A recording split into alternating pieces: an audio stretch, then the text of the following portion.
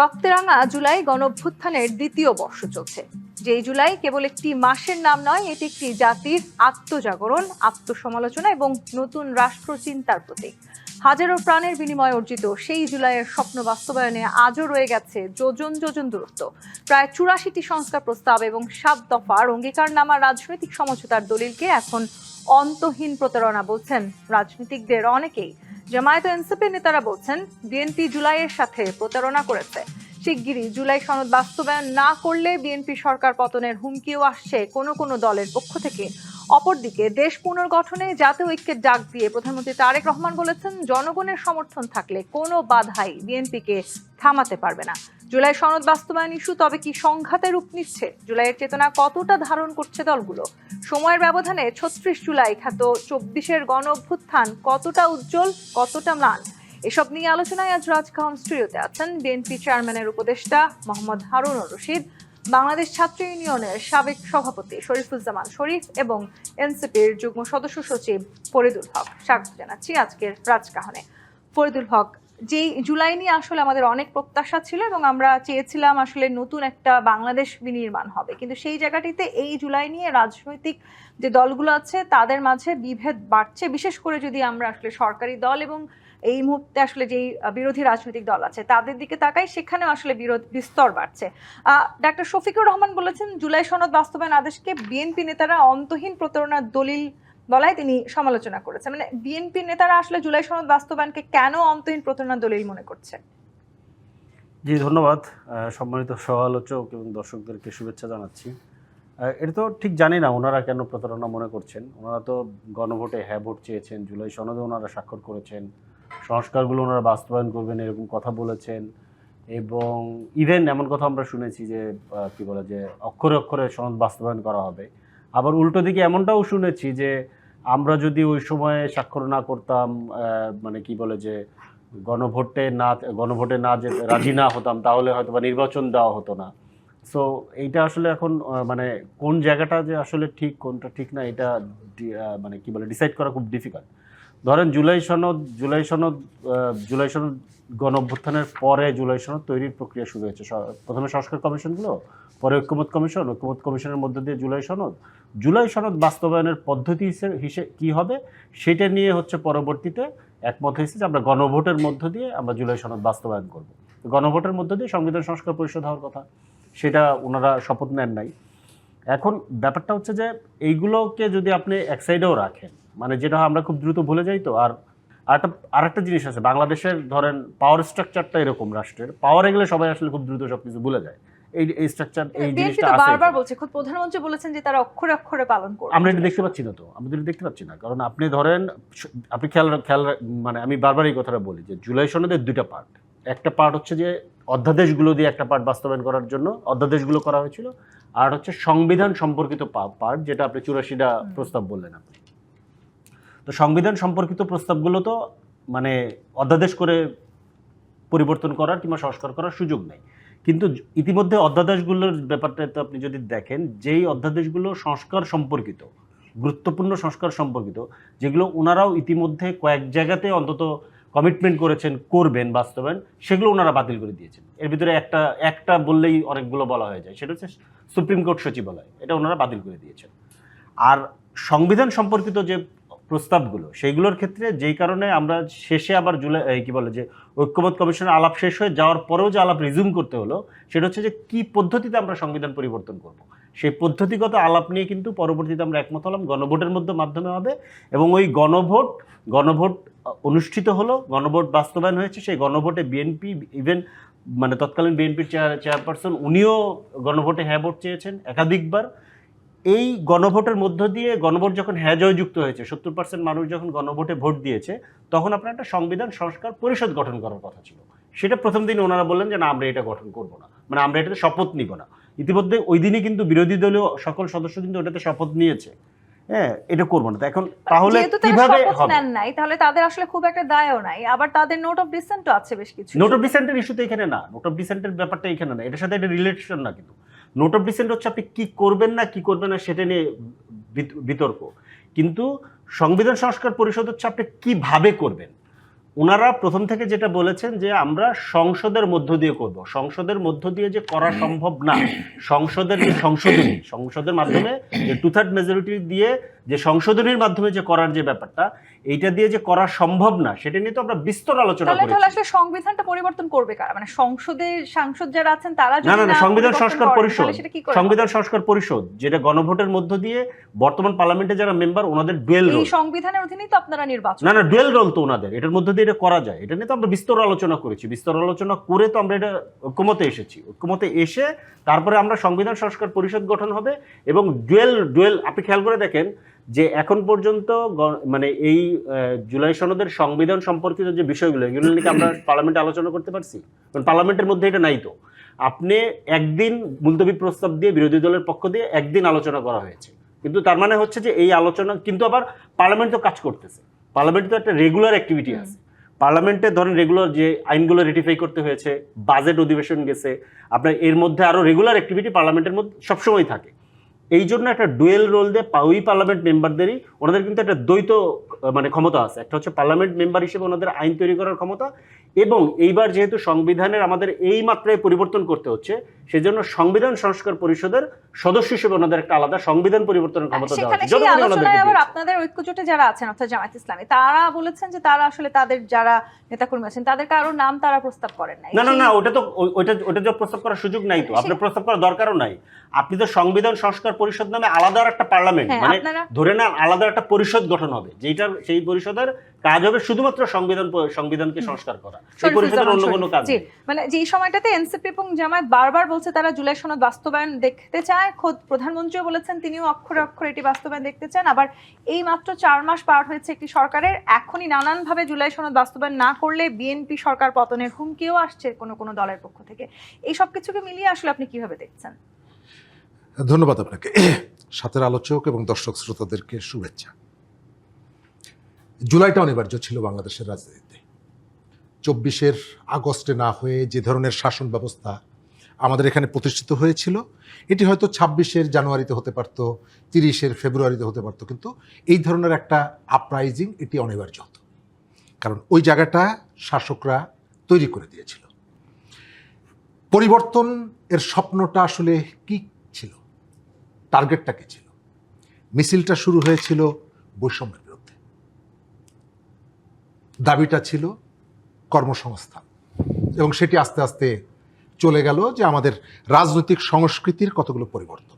আমাদের এখানে রাজনৈতিক সংস্কৃতির পরিবর্তন অনিবার্য ছিল এবং পরিবর্তনের জন্য মানুষের প্রত্যাশাও ছিল।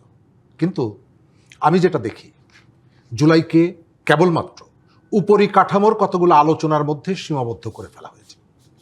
জুলাইয়ে বিভিন্ন শ্রেণী পেশার মানুষ যে স্বপ্ন দেখে রাষ্ট্র তার কর্মসূচি এবং তার কালচার পরিবর্তনের জন্য স্বপ্ন দেখেছিল, আমরা শুধুমাত্র কতগুলো প্র্যাকটিসের জায়গায় পরিবর্তনের জন্য সবথেকে বেশি গুরুত্বটা দিচ্ছি। এবং সেটি নিয়ে ফেব্রুয়ারি মাসের 12 তারিখে বাংলাদেশের দুটো ঘটনা ঘটেছে। একটা হচ্ছে গণভোট, আর একটা হচ্ছে কর্মসূচি। রাজনৈতিক দলের আমাকে যদি আপনি ভোট দেন তাহলে আমি কি করব আমার শিক্ষা, স্বাস্থ্য, কৃষি, অন্যান্য জায়গাগুলোতে। আমি যেটা দেখতে পাচ্ছি, আমাদের পুরো আলোচনাটা ওই সংবিধানের মধ্যে, এবং এটি করতে গিয়ে জুলাইয়ের অনেক বেসিক জায়গা থেকে, কমিটমেন্টের জায়গা থেকে আমরা দূরে সরে গেছি। একটি অভিযোগ করলেন ফরিদুল হক যে আসলে আমরা দেখতে পাচ্ছি না যে সংসদে জুলাই বাস্তবায়ন নিয়ে কোনো আলোচনা হচ্ছে। মানে আপনি কি তাই মনে করেন নাকি সংসদে বেশিরভাগ সময় আসলে বিরোধী রাজনৈতিক দল গণভোট নিয়ে আলোচনা করছেন, অন্যান্য অনেক বিষয়কে আলোচনা না করে? এই জায়গাটায় জুলাইয়ের যে ধারাবাহিকতা, 11টা কমিশন গঠিত হয়েছিল। আমরা শুরুতেই নারী কমিশন, সেটি শুধু ফেলেই দেইনি, এমনকি এটাও বলেছি যে এই কমিশনের সাথে যারা যুক্ত তাদেরকে বেঁধে বুড়িগঙ্গা নদীতে চুবানো হবে, ফেলে দেব। তার অর্থ হচ্ছে যে আমি শুরুর থেকেই কিন্তু জুলাইটাকে আমার মতন করে দেখতে চেয়েছি, এবং জুলাইটা এসেছে অন্ধের হাতি দেখার মতো, যে যেখান থেকে দেখছে ঠিক জুলাইটা সেভাবে দেখছে। বিএনপি ক্ষমতায় গেছে, তার দীর্ঘদিনের একটা লড়াই ছিল, তার কতগুলো সংস্কার প্রস্তাব ছিল। এখন বিএনপি যদি এটি বাস্তবায়ন না করে, অবশ্যই তাকে মানুষ আর বিশ্বাস করবে না। বিএনপির সাথে হারুন ভাইরা তখন ছাত্রনেতা, আমরা কর্মী, 90 সালের যে গণ অভ্যুত্থান, 90-এর পরে যে ছাত্রদের 10 দফা, সেখানেও বিএনপি আমাদের প্রত্যাশা পূরণ করেনি। এখন যদি পূরণ না করে নিশ্চয়ই মানুষ সেটিকে পজিটিভলি গ্রহণ করবে না। সেই সময়টা কি কিন্তু বিএনপিকে দেওয়া হয়েছে, মানে কিন্তু এখনই যে সরকার পতনের এই যে জায়গাটা হুঁশিয়ারি আমি ওই আসছে জায়গাটাই বারবার। আসবো। আমি এখানে যেটা দেখতে পাচ্ছি, রাজনৈতিক দলগুলো তার মতো করে তার যে এজেন্ডাগুলোকে প্রায়োরিটি দিচ্ছে সেটাই চাচ্ছে এই পার্লামেন্টের ভেতর থেকে এক্সিকিউট করার জন্য। আপনি জানেন যে আমি এনসিপির কথা বলবো না, জামাতের কথা বলবো, বিরোধী দল হিসাবে তাদের একটা বড় দাবি ছিল পিআর সিস্টেম, যে সংখ্যানুপাতিক হারে পার্লামেন্টের মেম্বার নির্বাচিত হবে। কিন্তু জুলাইয়ের অভ্যুত্থানের পর জুলাইয়ের ডিক্লারেশনকে ফলো করে তারা যে নারীদেরকে সংসদীয় আসনে মনোনয়ন দেওয়ার কথা ছিল, সেটি করা জামাত সেটি মানেনি। কিন্তু আমরা এখন কিন্তু অনেককেই দেখছি যারা পার্লামেন্টের মেম্বার হয়েছেন, তার অর্থ হলো পার্লামেন্টে রিপ্রেজেন্ট করার মতন জামাতের পক্ষে অনেকেই আছেন যাদের সেই সামর্থ্য, সেই যোগ্যতা আছে। তাহলে আপনি জুলাইয়ের আলোকে ওই যে কাজটা আপনি করলেন না কেন? কারণ হলো যে আপনি জুলাইটাকে দেখেছেন ঠিক আপনার পলিটিক্সের পার্সপেক্টিভ থেকে। যে এই শেষ জায়গাটাতে করবো এই মোহাম্মদ জায়গাটায়, রশিদ, এবারে যে নির্বাচনে জামাত যতগুলো আসন পেয়েছে তার অর্ধেক আসন হচ্ছে খুলনা বিভাগ থেকে পেয়েছে, 36টা, 36। এবং জামাত যে সংসদীয় আসনে, সংরক্ষিত আসনে যে এমপিদের মনোনয়ন দিয়েছে, এই খুলনা ডিভিশনের মধ্যে টোটাল আসনের অর্ধেক পাওয়ার পরেও সে যদি পিআরকে আবার রাষ্ট্রীয় পর্যায়ে সে এক্সিকিউট করতে পারলো না, কিন্তু দল যদি ব্যাপারটা বিশ্বাস করে তাহলে তো সে চেষ্টা করবে এটিকে তার দলীয় রাজনীতির জায়গা থেকে প্র্যাকটিস করার জন্য। সেই 36টা প্র্যাকটিসটা আসন তাদের পাওয়ার নিজেদের পরেও দলের মধ্যে নাই খুলনা কেন, বুঝতে থেকে পেরেছি। জি। একজনও নারীকে সে সংরক্ষিত আসনে প্রার্থী মোহাম্মদ করেনি। হারুনুর রশিদ, দুটো প্রশ্ন আসলে একটু একসাথে জুড়ে দিই আপনাকে। মানে প্রত্যেকটি রাজনৈতিক দল নিজেদের মতন করে জুলাইকে দেখার চেষ্টা করছে, যে অভিযোগটা আসলে শরীফুজ্জামান শরীফ করলেন। এবং জামায়াতের সেক্রেটারি জেনারেল মিয়া গোলাম পারওয়ার যেটি বলেছেন, বিশেষ করে জুলাইকে ঘিরে তিনি বলেছেন যে বাংলাদেশের রাজনীতি এখন প্রধান সংকট হলো গণভোটের রায় বাস্তবায়ন না হওয়া। এবং তিনি খুব সুস্পষ্টভাবে বলেছেন, সরকারকে হুঁশিয়ার করে বলেছেন, গণভোট না মানলে রাজনীতি সংঘাতের দিকে যেতে পারে। ধন্যবাদ আজকের ডিবিসিতে আমাকে আমন্ত্রণ জানানোর জন্য। আজকে উপস্থিত সহালোচকবৃন্দ এবং দেশ বিদেশের আমাদের ডিবিসি চ্যানেলের সকল দর্শকদেরকে জানাচ্ছি অভিনন্দন, শুভেচ্ছা। আসলে আমাদের খুব দুর্ভাগ্য, আমরা একটা অভাগা জাতি।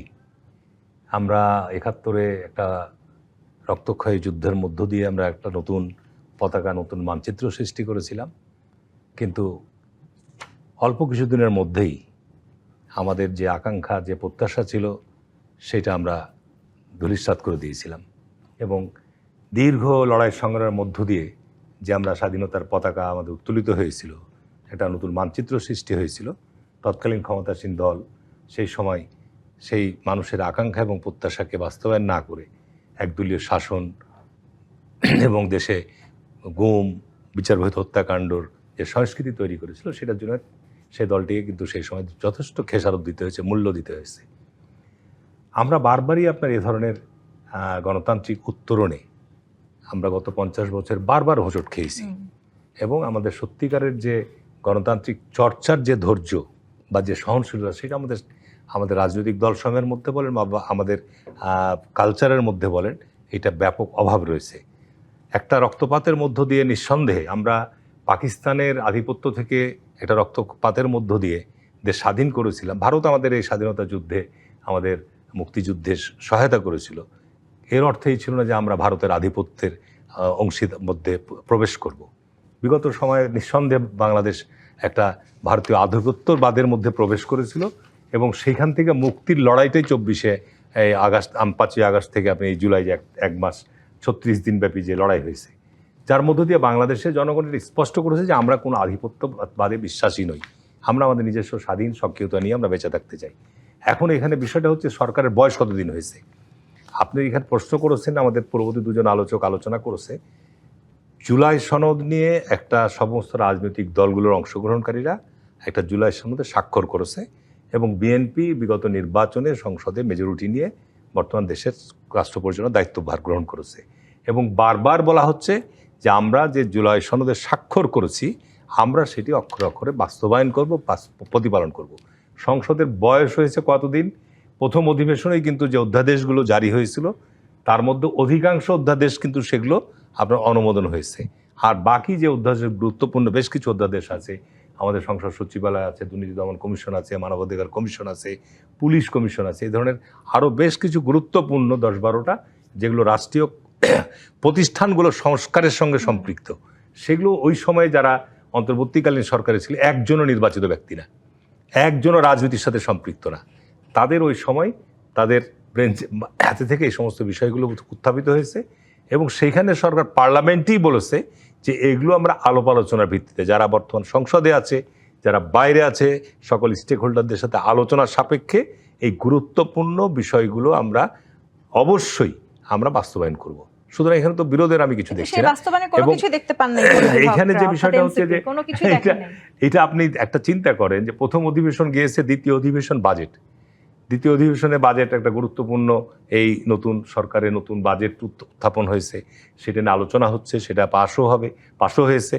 এরপরে আপনার যে বিষয়গুলো নিয়ে বাইরে হুঙ্কার করা হচ্ছে, আজকে বুঝতে হবে যে বাংলাদেশে এই গত আগস্টের ঘটনার পর একটা বিরাট শক্তি আজকে রাজনীতিতে অনুপস্থিত আছে। সুতরাং আজকে যদি দেশে আজকে যে শক্তিরা আমরা ঐক্যবদ্ধভাবে লড়াই সংগ্রাম করে একটা পরিবর্তন সূচিত করলাম, আবার যদি আমরা দেশের মধ্যে এই হট্টগোল বিশৃঙ্খলা তৈরি হয়, তাহলে লাভবান কারা হবে? দেশের জনগণ কোথায় যাবে?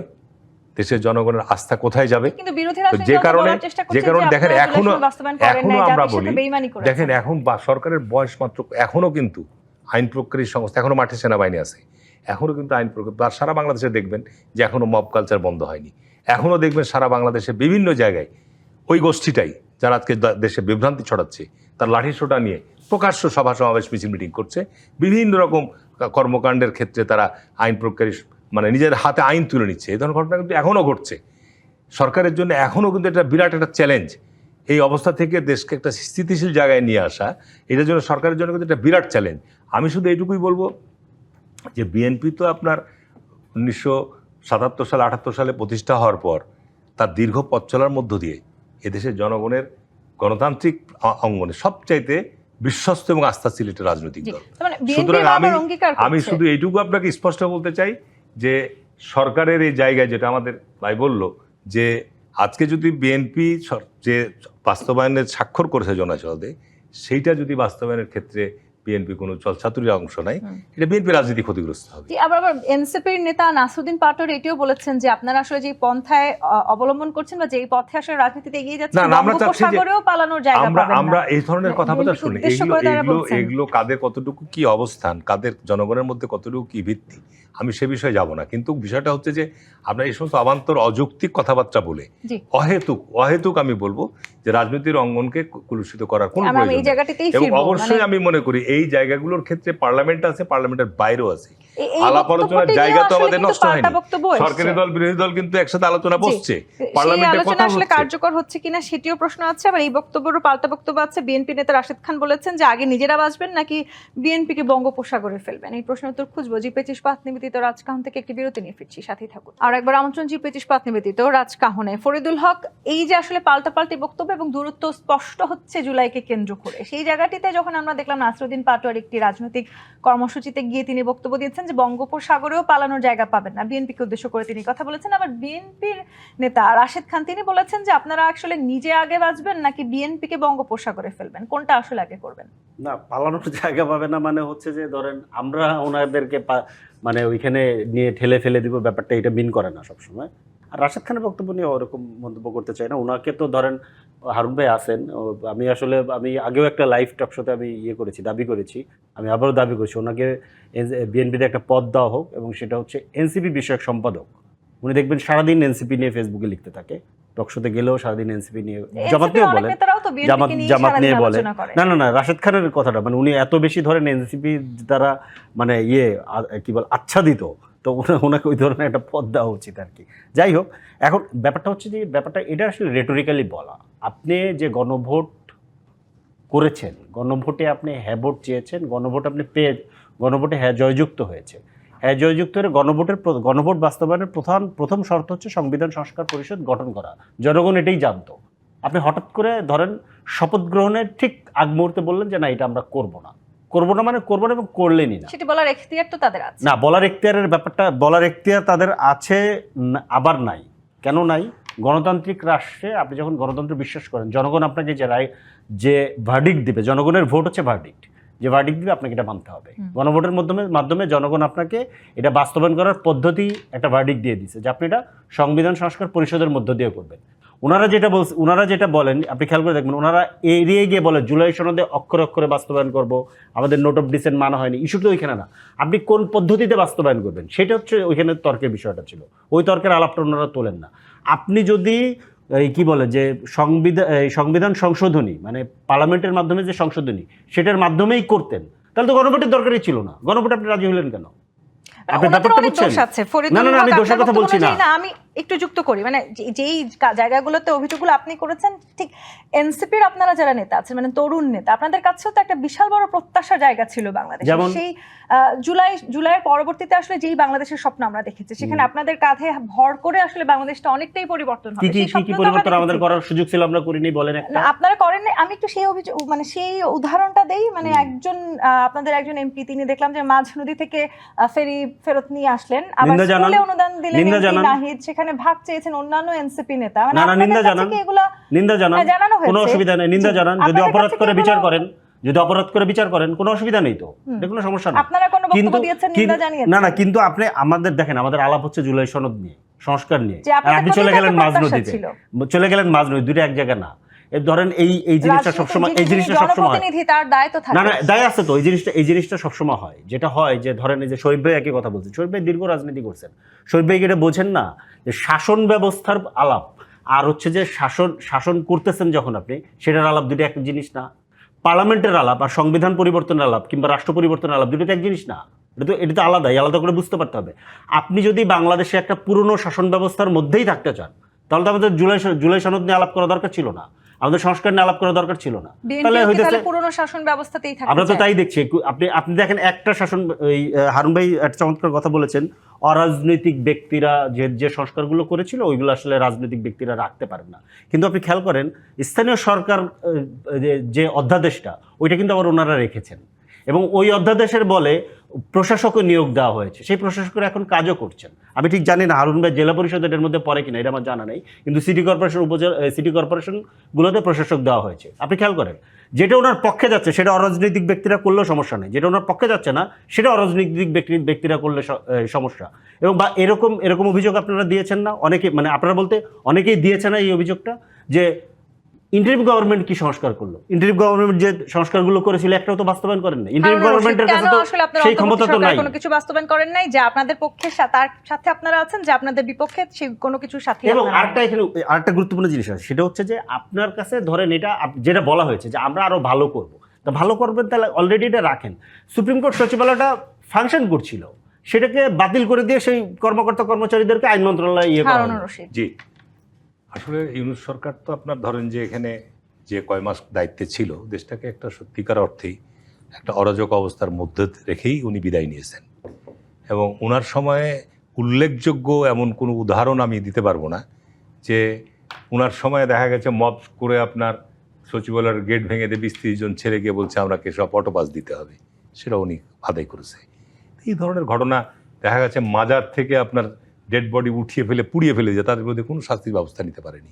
এরকম অসংখ্য ঘটনা ইউনূস সরকারের সময় হয়েছে, এবং বিশেষ করে এই একটা অস্বস্তিকর অবস্থার মধ্যে দেশকে ফেলে উনি চলে গিয়েছেন। এখানে বিষয়টা হচ্ছে জুলাই সনদের বিভিন্ন আলোচনা হয়েছে, বাংলাদেশের যে প্রেক্ষাপটের মধ্য দিয়ে নির্বাচনটা অনুষ্ঠিত হয়েছে, যদি বাংলাদেশের সত্যিকার অর্থে এই আলোচনা ভণ্ডুল হয়ে যেত তাহলে বাংলাদেশের অবস্থা কোথায় যেত, কে দায়িত্ব নিত, কে এটা পরিচালনা করত, এটা একটা অনিশ্চিত গন্তব্যের দিকে যেত। সুতরাং আমাদের জুলাই রক্তপাতের মধ্য দিয়ে যে পরিবর্তন আমরা চাচ্ছি, সেই পরিবর্তন কিন্তু আশাহত হতো, এবং সেখানে দেখা যেত হয় সামরিক শাসন আসতো, দীর্ঘমেয়াদী বা ভিন্ন ধরনের শাসন ব্যবস্থা চলে আসতো। এখানে আজকে আমাদের ফরিদুল হক যেটা বলেছে, যে সমস্ত অধ্যাদেশগুলোর মধ্যে স্থানীয় সরকার অধ্যাদেশটার কথা একটা বলেছে। স্থানীয় সরকার অধ্যাদেশটা কেন জারি করা হয়েছিল? তার কারণ সেই সময়ে সিটি কর্পোরেশন, জেলা পরিষদ, পৌরসভা, ইউনিয়ন পরিষদ যেহেতু সরকার ভাঙে নাই, এই জায়গাগুলোতে সব আওয়ামী লীগের যারা মেয়র, তারপরে আপনার চেয়ারম্যান, তারা দায়িত্ব পালন করতো, তারা অনেকে সব পালিয়ে গেছিল। তো এই প্রতিষ্ঠানগুলো দায়িত্ব চালানোর জন্য সে সময় অধ্যাদেশের অপরিহার্য দায়িত্ব ছিল। এবং সেই জায়গাগুলোতে অন্তর্বর্তীকালীন সরকারের সময় প্রশাসক হিসাবে সরকারি কর্মকর্তাদের ওখানে পদায়ন করা হয়েছিল। স্বাভাবিক কারণে এখন নির্বাচিত সরকার আসার পর স্বাভাবিক কারণে এই জায়গাগুলোতে একটা দল হিসাবে বিএনপি তাদের লোকজনদের জায়গায় সিটি কর্পোরেশন হোক, পৌরসভা, এখনো প্রশাসকরা আছে, এখনো না মানে সেই সরকার নিয়োগ পরিবর্তনটাই হয়তো ওনারা না, প্রত্যাশা এটা তো করছিলেন আপনার যে আপনারা এখন তো সবাই মিলে আসলে রাস্তাটাকে এখন তো পরিচালনা করবেন, এখন সব তো জায়গায় বিষয়টা শুধু হচ্ছে যে বিএনপির লোককে কেন নিয়োগ অলরেডি করা হলো? আপনার স্থানীয় সরকার মন্ত্রণালয় থেকে ঘোষণা দেওয়া হয়েছে, সরকার থেকে ঘোষণা দেওয়া হয়েছে যে এই বছরের মধ্যে স্থানীয় সরকার নির্বাচন শুরু হবে, ইউনিয়ন পরিষদ দিয়েই শুরু হবে। অর্থাৎ ইউনিয়ন পরিষদের যে পরিষদগুলোর মেয়াদ উত্তীর্ণ হয়ে গেছে বা যেসব পরিষদগুলোতে চেয়ারম্যানরা নাই, সেই সব নির্বাচনগুলো প্রথম একটু ধাপে ছোট করে শুরু আরেকটা হবে। প্রশ্ন করেছেন, আর- কিন্তু সেটার উত্তরটা নিতে চাই। মানে যা কিছু আপনাদের পক্ষে আছে জুলাই সনদে সবকিছু কি আপনারা হ্যাঁ বলেছেন, যা কিছু পক্ষে নাই না, সেসব যা কিছুর কিছু ক্ষেত্রে না? পক্ষে নাই। আপনার এখানে আমাদের জুলাই সনদে তো 84টা বিষয় আমরা ঐক্যমত পোষণ করেছি, কিছু বিষয় নোট অফ ডিসেন্ট আছে, সেখানে তো পরিষ্কার বলাই আছে যে যারা নির্বাচিত হবে, যদি আজকে আপনার এনসিপি জামাতে ইসলাম জোট নির্বাচিত হতো, তাহলে বিএনপির যেসব বিষয়গুলো নোট অফ ডিসেন্ট ছিল সেগুলো তো তাদের জন্য কার্যকর হতো না, তখন তারা তাদের মতো তাদের যে সিদ্ধান্ত ছিল তারা সেটা কার্যকর করতে পারতো। সেইভাবেই কিন্তু জুলাই পরিষদে জি। আপনার জুলাই সনদে স্বাক্ষরিত শরীফুজ্জামান হয়েছে। শরীফ, মানে সুতরাং আপনারা এইখানে আপনার যে বিরোধ বা যে ধরনের বিভ্রান্তি ছড়ানো হচ্ছে, আমি মনে করি যে এটা আমাদের গণতন্ত্রের অগ্রযাত্রার ক্ষেত্রে বা বিভ্রান্তি আমাদের ছড়ানোও পাল্টাপাল্টি আছে। না না না, বিরোধীরা এটা বলছে আপনারা 100%। বিভ্রান্তি ছড়াচ্ছেন, আমি আপনারা আমি বলছেন বলবো বিরোধীরা সরকারের বিভ্রান্তি বয়স হচ্ছে ছড়াচ্ছে। 3 মাস। আপনি এখানে বাংলাদেশের মতো দেশে, যেটা সংকটপূর্ণ দেশ, আজকে একটু বন্যা হলে ঢাকা শহরে জলাবদ্ধতা তৈরি হচ্ছে, আজকে এই আকস্মিক সারা বাংলাদেশে ভয়াবহ আপনার ভারী বর্ষণের কারণে বহু জায়গায় আজকে আপনার ভয়ানক সংকট তৈরি হয়েছে। সুতরাং এগুলো যদি আপনি এখন সরকারকে দায়ী করেন 3 মাস আগে যে আজকে কেন ঢাকায় জলাবদ্ধতা হলো, তো 3 মাসের মধ্যে সরকার যদি আজকে এই 3 মাসের মধ্যে, আমি বলবো যে 3 মাসের মধ্যে সরকার যে খাল খনন যেটুকু কর্মসূচি বাস্তবায়ন করেছে বলে, আমি বলবো জলাবদ্ধতা বিশেষ করে ঢাকা শহরে আমি এর আগেও দেখেছি যে এইরকম ভারী বর্ষণ হলে আপনার বহু সংকটের মধ্যে পড়েছে, কিন্তু আজকে কিন্তু 6 ঘন্টা 5-7 ঘন্টার মধ্যে বহু আসবো জায়গায় আপনার পানি কাছে। নেমে যাচ্ছে। শরীফুজ্জামান শরীফ, ফরিদুল হক একটি কথা বলেছেন যে আপনারা আসলে অনেক কিছু পার্থক্যটাই বুঝতে পারেন না, মানে ঠিক কোন জায়গায় এসে আপনারা কি পার্থক্য করে কি প্রশ্ন দাবিটা তুলবেন সেটাই বুঝতে পারছেন না। আমি শুরুতেই বলেছিলাম যে জুলাই ঘোষণা এটা একটা হাতি দেখার মতো, যে যেখান থেকে দেখছে তার সুবিধা অনুযায়ী, এবং আমি পিআর অনুযায়ী পার্লামেন্টে নারীদের অংশগ্রহণটা বলেছিলাম। আমাদের সময়কালে রাজনীতিতে পরিবর্তন আসেনি আমি তা মনে করি না। সংসদীয় রাজনীতিতে অনেকগুলো জায়গায় পরিবর্তন এসেছে। আমাদের পার্লামেন্ট মেম্বারদের একটা বড় অভিযোগ ছিল যে তারা এমপি হন প্লট এবং ফ্ল্যাটের জন্য, গাড়ির জন্য। আমরা সেটা বন্ধ করে দিয়েছি। এবারে পার্লামেন্ট সিদ্ধান্ত নিয়েছে কোনো পার্লামেন্ট মেম্বার গাড়ি বাড়ি নিচ্ছে না, প্লট নিচ্ছে না। আমি তো মনে করি যে এটি একটা বিরাট পরিবর্তন। অন্যান্য যে জায়গাগুলোতে আছে সেই জায়গাগুলো মানুষ অবজার্ভ করছে, পর্যবেক্ষণ করছে। যদি আপনি মানুষের প্রত্যাশা পূরণ করতে না পারেন, মানুষ আপনার বিরুদ্ধে রুখে দাঁড়াবে। মানুষ তো বিএনপি, জামাত, এনসিপি, অমুক তমুক তাদেরকে দাসখত দেয় নিজে, তোমাদের বিরুদ্ধে আমরা কখনো কথা বলবো না। যদি আপনি জুলাইয়ের চেতনাকে শহরের কিছু বিত্তশালীর কাছে দিয়ে দিতে চান, জুলাইকে সামনে রেখে আপনি যদি কেবল গাড়ি বাড়ির মালিক হয়ে যেতে চান, মানুষ পেটের ক্ষুধা নিয়ে যখন ঢাকায় এসেছে 182 টাকা দৈনিক মজুরি পাওয়া চা শ্রমিক, তখন আপনি বলেছেন তাকে ফ্যাসিস্ট পাঠিয়েছে এবং তাকে পিটিয়ে ঢাকার থেকে তাড়িয়ে দিয়েছেন। তারপরে যে উপদেষ্টারা, যে সরকারটি ছিল, আমরা এখন দেখতে পাচ্ছি কেউ 90 লক্ষ টাকা চিকিৎসা ফি নিয়েছে, কেউ 1 কোটি টাকা নিয়েছে। আর ওই সময় এই গরিব মানুষকে, এই স্কুলের শিক্ষককে ঢাকায় এসে কথা বললেই বলেছেন তুমি ফ্যাসিস্টের অনুসারী, তাড়িয়ে দিলাম। আমাদের এখানে আসলে এই যে আপনি নাসিরুদ্দিন পাটোয়ারির কথা বলেছেন যে তিনি বিএনপিকে ঝুলিয়ে পেটাতে চান, বঙ্গোপসাগরে ফেলতে চান, আমার কাছে মনে হয় না যে এদের মধ্যে এই ধরনের কোনো পরিস্থিতি তৈরি হবে। কারণ তাদের একটা কমন জায়গা আছে, ফিলোসফিক্যাল একটা সম্পর্ক আছে। দ্বিতীয়ত তাদের মধ্যে একটা পেছনের একটা আন্ডারস্ট্যান্ডিং আছে যে আমরা এমন কিছু করব না যাতে তৃতীয় শক্তি বা তৃতীয় পক্ষ এখানে একটা স্পেস করে নেয়। এবং আপনি খেয়াল করে দেখবেন পার্লামেন্টে যে তর্ক বিতর্কগুলো, বেসিক জায়গাগুলোতে আপনি তর্কটা দেখবেন না। আপনার এই সময়কালে সবথেকে ডেঞ্জারাস যে কাজটি করা হয়েছে, আমেরিকার সাথে যে চুক্তি, আপনি বিরোধী দল এবং সরকারি দলকে এই ইস্যুতে কি কখনো এই বিষয়টায় পার্লামেন্টে নোটিশ আকারে তোলা বা এই বিষয়ে আপনি কি শুনেছেন? না। তারা তর্ক করে ওই এমপি সাহেব কেন এড চেয়েছে, স্ত্রী চেয়েছে, কেন তিনি প্রেসার কুকার চেয়েছে, এগুলো নিয়ে। অথচ বেসিক যে জায়গাগুলো, 2002 সালে 30শে জুন আদমজি পাটকল বন্ধ করে 4 দলীয় জোট। আজকে আমরা ভারতের কথা শুনছি, ভারতকে স্পেস দেওয়া। 2002 সালের 30শে জুন আদমজি পাটকল বন্ধ হয়ে যায়, 4 দলীয় জোট, বিএনপি জামাতের 4 দলীয় জোট তখন ক্ষমতায়। আমরা তখন বলেছিলাম এটি ভারতকে স্পেস দেওয়ার জন্য, পাটের বাজারকে, এটি হয়েছে। সুতরাং এখানে প্রত্যেকের একটা পলিটিক্স আছে এবং সেই পলিটিক্সটাকে সে নিয়ে আসতে চায়। এনসিপির একটা পলিটিক্স জুলাইকে আছে, ঘিরেই একটা আলাদা রাজনীতি জুলাইকে চলছে। ঘিরে একটা রাজনীতি আছে। আপনি দেখেন যে আমি শুরুতেই সেই বলেছিলাম রাজনীতির জুলাইয়ের, সবচেয়ে বেশি ভাগীদার কারা তাহলে? আমি এই জুলাইয়ের মধ্যে সব থেকে বেনিফিশিয়ারি হচ্ছে জামাত ইসলাম। বাংলাদেশের রাজনীতিতে তারা এই ধরনের সুবিধা কখনো পায়নি। আবার সেই জামায়াত ইসলামেরই ঐক্যজোটে রয়েছে এনসিপি, এবং বিএনপি নেতা বলেছেন জামায়াত নামের হাঙর এনসিপি কে গিলে ফেলছে। মানে আপনারা নিজেরাই জুলাইয়ের সবচেয়ে বেশি সময় সামনের সারিতে ছিলেন, সেই দাবিও করেছেন, আবার জামায়াতের সাথে আপনারা যখন যুক্ত হলেন সেই জামায়াত আবার এনসিপি কে গিলে ফেলছে। জুলাই আসলে বাস্তবায়ন হবে কি করে, কাদের হাত ধরে? এই প্রশ্ন রেখে আরেকটি বিরতিতে যেতে চাই। জিপেচ ইস্পাত নিবেদিত রাজখান থেকে আরেকটি বিরতি নিয়ে ফিরছি, সাথেই থাকুন। জিপেচ ইস্পাত নিবেদিত রাজকাহন দেখছেন। ফরিদুল হক, জুলাইকে ঘিরে আসলে সব রাজনৈতিক দল নিজেদের মতন করে একটা নতুন রাজনীতি করছে, এবং সেই রাজনীতিতে কোথাও না কোথাও পেছনে একটা আন্ডারস্ট্যান্ডিংও আছে সব রাজনৈতিক দলের মধ্যে। নতুন রাজনীতি করছে, এটা তো ভালো। আমরা তো নতুন রাজনীতিই চাই, পুরনো রাজনীতি তো চাই না, এটা তো পজিটিভ। সেই রাজনীতিতে সবাই এটা বুঝতে পারতেছে না রাষ্ট্রের ভালো না, সবাই এটা বুঝতেছে যে পুরনো ধাঁচের রাজনীতি দিয়ে হবে না। ধরেন আপনি কল্পনা করেন গতদিন ইয়ের সময় কি বলে যে এইচএসসি পরীক্ষা দিয়ে বেরিয়ে একটা মেয়ে, এটা খুব ভাইরাল হয়েছে, একটা মেয়ে যেভাবে শিক্ষামন্ত্রীকে উদ্দেশ্যে যে ক্ষোভটা ঝাড়লেন, ক্ষোভ ঝাড়তে গিয়ে সে বলছে তাকে ড্রেনের পানি খাওয়ানো উচিত। মানে স্বাভাবিক, সে একটা ক্ষোভের মধ্যে পড়ছে, এটা বলছে। এটাকে আপনি অন্য জায়গা থেকে না দেন, এই ক্ষোভটা যে সে ঢালতে পারতেছে এবং তাকে যে কেউ কোনো ধরনের মানে কি বলে যে সে কোনো রিস্কে পড়তেছে না, সে কোনো রিস্কে পড়তেছে না, তার সে এবং তার পরিবার কোনো ফিজিক্যাল রিস্কে পড়তেছে না, কোনো আইনি রিস্কে পড়তেছে না। এটা খুব পজিটিভ জিনিস। তো নতুন রাজনীতি তো এটাই হওয়া উচিত। আমার ক্ষোভ আছে ভাই, আপনি মন্ত্রী হয়েছেন, পাবলিকের পয়সা আপনার বেতন হয়, পাবলিকের পয়সার এসি গাড়িতে আপনি চলেন, লালবাতি জ্বালান গাড়ির উপরে, পাবলিকের পয়সায় দেওয়া এসি রুমে বসে অফিস করেন, এসি রুমে থাকেন। না না আমি বলি তাদের সময় ঝাড়েন না কেন? কেন ঝাড়বো না? অবশ্যই ঝাড়া হয়েছে, অবশ্যই ঝাড়া হয়েছে। ভাই মবের কথা বলছে না, তো ধরেন ওই যে ইয়ের মব, তাহলে সিটি কর্পোরেশন আর যমুনা ঘেরাও করে যে আন্দোলন হয়েছিল, ওটা মব কিনা? এই ক্ষোভ তো ঝাড়া হয়েছে, তো আন্দোলন করতে দেওয়া হয়েছে না?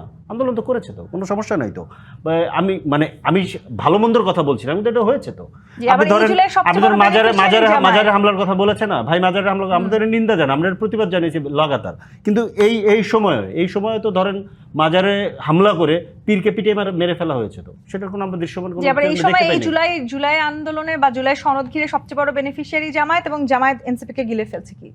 না, সবচেয়ে বড় বেনিফিশিয়ারি জামাতকে আমি এটা জানি না, কিন্তু সবচেয়ে বড় বেনিফিশিয়ারি হিসেবে আমি বিএনপিকে দেখতে পাচ্ছি। 2/3 মেজরিটি নিয়ে বিএনপি এককভাবে ক্ষমতায় এসেছে, এবং আসার পরে ইভেন যে সমস্ত জায়গাতে দলীয় লোক দেওয়া হয় না সাধারণত, সেই সমস্ত জায়গাতেও দলীয় লোককে নিয়োগ দিয়েছে এবং গিলে ফেলছে কিনা এই যে কথা, এটা আসলে রাজনৈতিকভাবে খুবই একটা অর্বাচীন কথা। জামাতকে বেনিফিশিয়ারি এই কারণে বললাম যে আমাদের জুলাইয়ের পরে আমাদের স্টেটটাকে, রাষ্ট্রটাকে ফিলোসফিক্যালি জামাত তার দিকে নিয়ে গেছে, এবং যে সমস্ত পয়েন্টে ফিলোসফিক্যালি, আদর্শিকভাবে আপনি খেয়াল করে দেখবেন জামাতের আদর্শ অনেক জায়গায় ফলো হচ্ছে। পাকিস্তান আসছে, এসে বলছে যে পাকিস্তানে একদিনে গত সপ্তাহে 95 জন পুলিশ এবং সেনা সদস্য আত্মঘাতী বোমা হামলায় খুন হয়েছে। সেই পাকিস্তান এসে বলছে যে আমাদের পুলিশকে সে প্রশিক্ষণ দেবে। সেই পাকিস্তান এসে বলছে যে আমার সাথে আমার শিক্ষার্থীদেরকে আমি স্কলারশিপ দিয়ে পাকিস্তানের শিক্ষা, সেই যে সুযোগটা, এই সুযোগটা তো ছিল না। এবং আজকে ছাত্র শিবিরের সভাপতি সেখানে গিয়ে কি বলছে, সেখানকার রিসিপশনগুলো নিচ্ছে, তাকে বীর হিরো এক। দ্বিতীয়ত হচ্ছে যে জামাতের তারেক রহমান বাংলাদেশের সাবেক প্রধানমন্ত্রী, সাবেক প্রেসিডেন্টের ছেলে, তিনি কালকে না হয় 20 বছর পরে হয়তো বাংলাদেশের প্রধানমন্ত্রী হতেন। বিএনপি একাধিকবার ক্ষমতায় গেছে, হয়তো 26-এ না হোক সে 30-এ যেত। কিন্তু জামাত ইসলাম বাংলাদেশের রাজনীতিতে তার যে এবার যে নির্বাচনটা করেছে 70টা আসন, অকল্পনীয়। আমাদের চোখের সামনে তো আমরা দেখেছি জামাত ইসলামের যে সাংগঠনিক শক্তি 82, 83, 84 সালে, সেখান থেকে এই জুলাইয়ের ইঞ্জিনিয়ারিং না হলে অন্তত ঢাকার সব ভোট তারাই পেতেন। মোটেই না, কোনোভাবেই না। এটি নিয়ে তর্ক করা যায়। তারা যে প্রশ্নটা তুলছে যে আমাদেরকে হারানো হয়েছে, মজার ব্যাপার হচ্ছে আপনি খেয়াল করে জিজ্ঞেস করবেন যে তোমাদেরকে কিভাবে হারানো হয়েছে। একটা নির্বাচনে পরাজিত করার জন্য অনেকগুলো মেথোডোলজি আছে, অনেকগুলো পদ্ধতি আছে। কিন্তু জামাত কিন্তু এখন পর্যন্ত বলছে না যে তাদেরকে কিভাবে হারানো ও হয়েছে। বলেছে আমি তারা ওইদিকে যাব না। অন্তর্বর্তী সরকারের ভেতরে বাইরে গভীর ষড়যন্ত্র করে সেটি জামাতকে কিভাবে? হারানো হয়েছে। ভোট কেটে যিনি বিজয়ী হয়েছেন তার নাম না বলে আরেকজনের নাম বলে, তো এই প্রত্যেকটা জায়গায় তো জামাতের ক্যান্ডিডেটরা এবং তাদের এজেন্টরা ছিল, তারা প্রতিবাদ করেনি কেন? প্রতিবাদটা পরের দিন কেন এলো, আগের দিন কেন এলো না? আমাদের এখানে তো অনেক রকমের কথা আছে। জামাতের যিনি আমির, এমপি, আমার বাসা তার নির্বাচনী এলাকার মধ্যে, আমরা তো অনেক খবর শুনি। কাদেরকে সুবিধা দেওয়া হয়েছে, কাদেরকে দেওয়া হয়নি, আমি ওদিকে যাব না।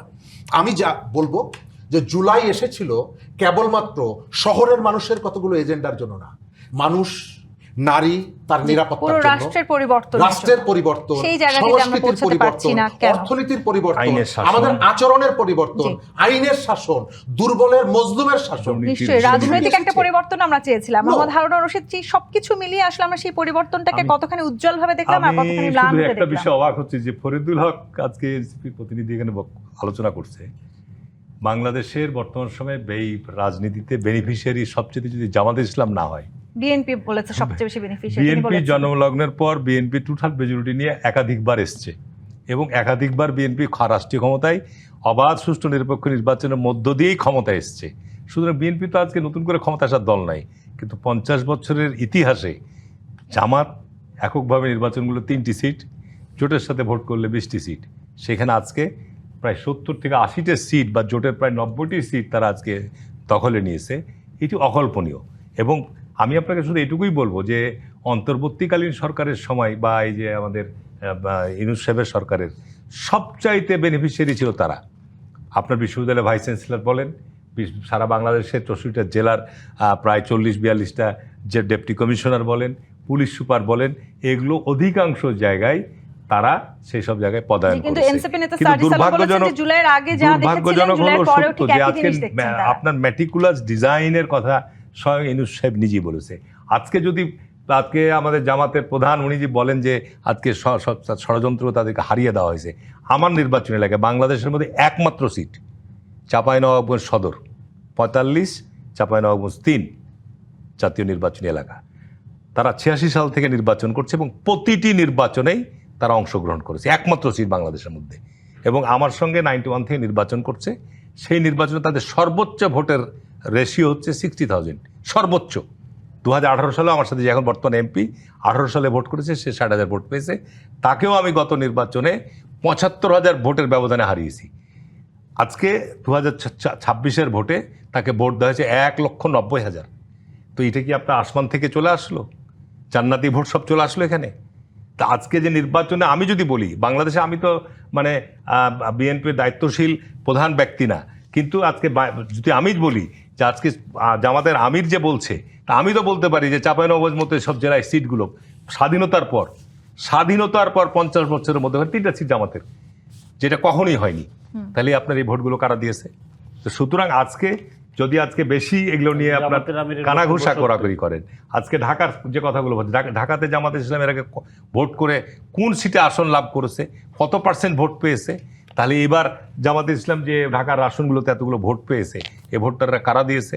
এই ভোটগুলো মানে সরকার গণতান্ত্রিক পথে হাঁটার চেষ্টা করছে। তাহলে এখানে আপনার সবচেয়ে বড় কথা হচ্ছে যে আমি মনে করি যে বর্তমান সরকার এই সময়ের মধ্যে যে নতুন রাজনীতির কথা বলছে আমাদের এনসিপির প্রতিনিধি, অবশ্যই আজকে দেখেন আমরা আইনের শাসন প্রতিষ্ঠার চেষ্টা করছি, আমাদের দুর্নীতি মুক্ত সমাজ রাষ্ট্র প্রতিষ্ঠার চেষ্টা করছি, এগুলো জবাবদিহিতার জায়গায় নিয়ে আসার চেষ্টা করা হচ্ছে এবং মানুষের মত প্রকাশের জায়গা আজকে অবাধ করার চেষ্টা করা হচ্ছে, গণমাধ্যমেই বলেন এবং বাইরে বলেন। তবে এই ক্ষেত্রে চেক অ্যান্ড ব্যালেন্স থাকতে হবে। আজকে সামাজিক যোগাযোগ মাধ্যমে আপনি চরিত্র হননের জায়গা যদি আপনি করে ফেলেন, তাহলে এটা আইন প্রয়োজন যে যারা আজকে এই সমস্ত অপরাধ জড়াচ্ছে, মানুষের চরিত্র হনন করছে, বিভ্রান্তি ছড়াচ্ছে, তাদের ব্যাপারে আমি মনে করবো সরকারকে অবিলম্বে এটা বন্ধ করার জন্য আইন করা হোক। ধন্যবাদ মোহাম্মদ হারুন রশিদ, শরীফুজ্জামান শরীফ এবং ফরিদুল হক আজকে রাজখান আমাদেরকে সময় দেওয়ার জন্য। আজকের মতো বিদায় নিচ্ছি জি25 নিবেদিত রাজখান থেকে। ফিরবো আগামীকাল রাত 10টায় নতুন রাজকাহন নিয়ে। ডিবিসির সঙ্গে থাকুন।